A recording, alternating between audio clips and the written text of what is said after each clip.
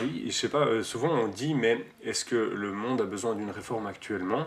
Je trouve intéressant de se dire maintenant, quel est l'état des musulmans actuels et est-ce qu'on a vraiment besoin de cette réforme? Euh, Non, mais il a très bien répondu Moulay Bessel. Il faut savoir que c'est pas parce que la religion est parfaite, que le Saint-Coran est parfait, que les personnes qui suivent cet enseignement sont parfaits. Mm. Et c'est pour ça que le Saint-Prophète sallam a prophétisé qu'il y aura toujours besoin de réformes. Les gens s'égarent très rapidement.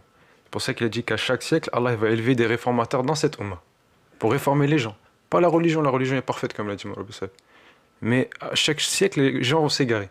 Il faut régénérer la spiritualité, régénérer la foi et combattre les innovations qui vont apparaître à chaque siècle. Et l'imam al-Mahdi est ce disciple parfait du saint prophète sallallahu alayhi wa sallam, qui viendra dans la pire des périodes. Il faudra un grand réformateur pour vaincre cette grande fitna qui sera dans les derniers temps. Et il va rétablir la sunna il va rétablir la sunna. Et grâce à sa connaissance du Saint-Coran, il va pouvoir combattre aussi les innovations qui vont apparaître. À chaque siècle, les mujaddidines ont combattu les innovations qui ont apparu dans la Ummah. Donc, donc c'est ça, il arrive avec le Coran et la Sunna. Il n'arrive pas avec quelque chose de nouveau. il n'apportera aucune nouvelle loi. Et la prophétie qui est faite par rapport à sa venue, elle est aussi mentionnée dans le Saint-Coran, dans la Surat al-Jumu'ah. Où Allah dit wa akharina minhum lamma yalhaqu bihim, qui viendra parmi d'autres des leurs qui ne sont pas encore joints à eux. Comme si le prophète sallallahu alayhi wa sallam venait une deuxième fois parmi sa Ummah.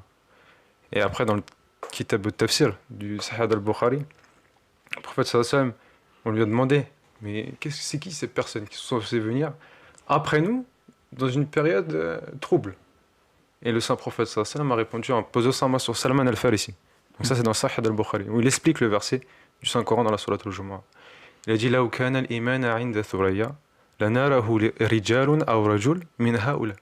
C'est-à-dire qu'à cette période où la foi partira dans les Pléiades, où il ne restera plus rien de la foi sur terre, où les gens vont s'égarer, alors quelqu'un de parmi ceux-là, parmi la nation perse, la ramènera sur terre.